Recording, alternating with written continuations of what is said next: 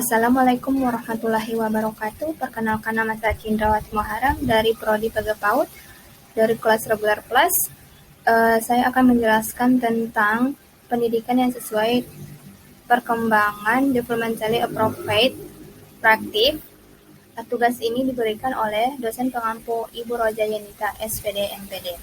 Yang pertama yaitu developmentally appropriate practice adalah konsep pendidikan yang sesuai dengan perkembangan anak yang diperkenalkan oleh para praktisi pendidikan dipelopori oleh Bredekam. Developmentally appropriate practice terdiri dari 3 dimensi utama, yaitu 1. Sesuai dengan usia, 2. Sesuai dengan individu anak yang unik, 3. Sesuai menurut lingkungan sosial budaya. Menurut Kostelnik, Suderman, dan Wiran, developmentally appropriate practice terdiri dari 3 prinsip, yaitu 1. Memperhitungkan bagaimana anak belajar dan berkembang. 2. Mempertimbangkan keunikan dari tiap anak. 3. Menunjukkan kepedulian tinggi pada perbedaan kapasitas belajar tiap anak. Selanjutnya, konsep developmentally appropriate practice sangat sesuai dengan berbagai teori maupun hasil riset tentang pendidikan anak. Antara lain yaitu 1. Teori Piaget tentang perkembangan kognitif, 2. Teori Erik Erikson tentang perkembangan emosi, 3. Teori Vygotsky tentang sosial kultural, 4. Teori Gardner tentang kecerdasan majemuk, 4. Teori Kohlberg dan Thomas Lickona tentang perkembangan moral, 6. Teori Bronfenbrenner tentang ekologi dan kontekstual, serta hasil riset tentang belajar berdasarkan cara kerja otak, brain-based learning. Teori Lickona merupakan penyempurnaan dari teori Kohlberg yang membagi tahapan perkembangan moral manusia menjadi 4 fase, yaitu 1. Fase berpikir egosentris, self-oriented morality, usia 1-4,5 tahun. 2. Fase patuh tanpa syarat, authority-oriented morality, usia 4,5-6 tahun. 3. Fase balas-membalas, change take, usia 6,5-8 tahun. 4. Fase memenuhi harapan lingkungan, peer-oriented morality, usia 8-13,14 tahun. Teori Bronfenbrenner membahas tentang ekologi dan kontekstual yang dapat mempengaruhi perkembangan anak, yaitu 1. Konteks mikrosistem, terdiri dari keluarga, sekolah, dan teman-temannya. 2. Konteks mesosistem, yaitu hubungan antara keluarga dengan sekolah, sekolah dengan kelompok anak sebaya, atau keluarga dengan kelompok anak sebaya. 3. Konteks ekosistem, yaitu hal-hal yang ada di sekitar anak yang dapat mempengaruhi anak tersebut. 4. Konteks makrosistem, yaitu kondisi global di mana anak tersebut hidup, berupa lingkungan sosial, budaya, dan agama. Teori Bronfenbrenner ini sangat berguna untuk mengetahui faktor pelindung atau faktor penghambat dalam lingkungan sosial yang dapat menghambat perkembangan anak.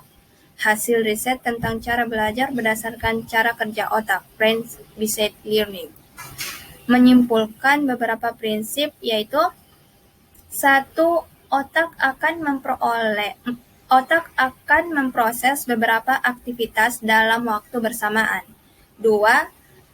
Faktor emosi mempengaruhi proses belajar. 3. Motivasi belajar akan meningkatkan bila diberikan sesuatu yang menantang dan akan terhambat jika diberikan ancaman. Prinsip-prinsip brain-based learning tersebut mendasari perubahan metode belajar yang sesuai dengan konsep developmentally appropriate practice, yaitu 1. Menciptakan lingkungan belajar yang dapat membuat anak asik belajar. 2. Menggunakan kurikulum yang dapat menumbuhkan minat anak terhadap materi belajar sesuai kontekstual.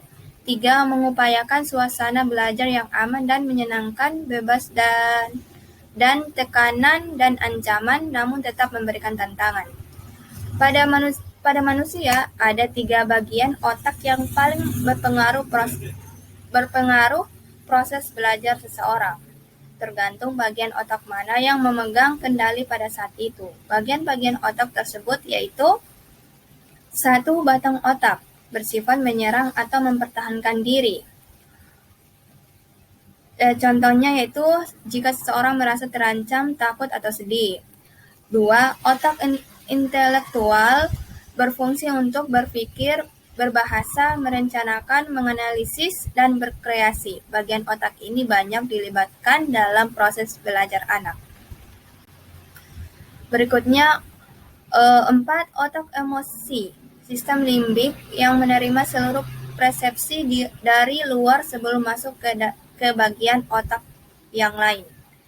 Prinsip kerja sistem limbik pada otak manusia dapat diuraikan sebagai berikut. 1. Sistem limbik sangat berpengaruh dalam proses belajar manusia.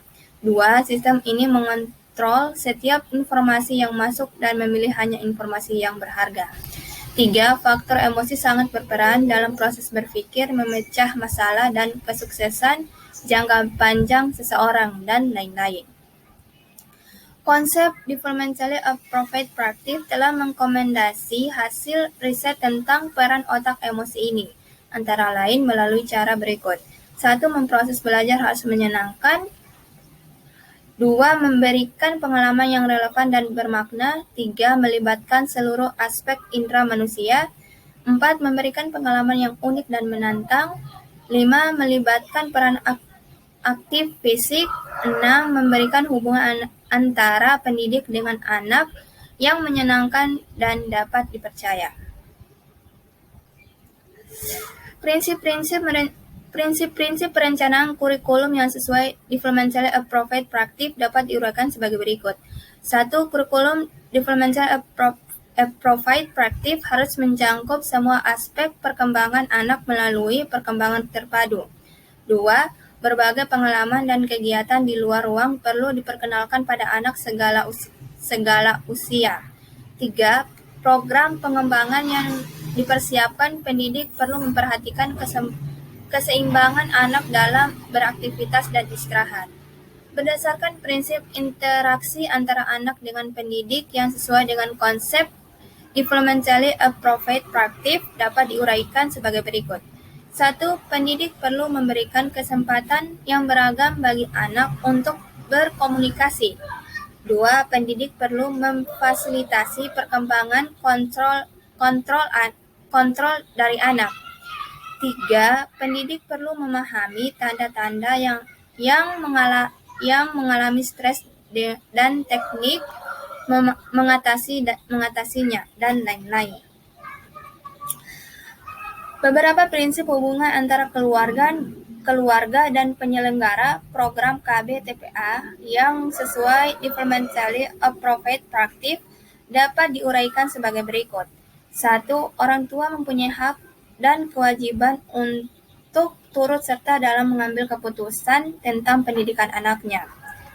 2. Pendidik KB-TPA perlu berbagi pengetahuan dengan orang tua tentang ilmu atau rujukan tentang perkembangan anak. Beberapa prinsip evaluasi perkembangan anak yang sesuai dengan developmentally appropriate practice yaitu 1. Kebajikan yang berdampak besar pada anak tidak boleh dibuat berdasarkan satu jenis asesmen saja. 2. Asesmen berkembang dan hasil observasi anak dapat digunakan untuk mengidentifikasi anak yang memiliki kebutuhan khusus. Berdasarkan kebajikan penting yang perlu diperhatikan untuk mencapai program pembelajaran sesuai developmentally appropriate practice bagi anak usia dini yaitu 1. Pendidik anak usia dini diharapkan telah memilih pengalaman praktik mendidik anak usia tersebut dan mendapat pelatihan khusus. 2. Penerapan program pendidik anak usia dini perlu membatasi jumlah anak dalam kelompok agar pelayanan optimal. Sekian presentasi dari saya, lebih dan kurangnya saya mohon maaf.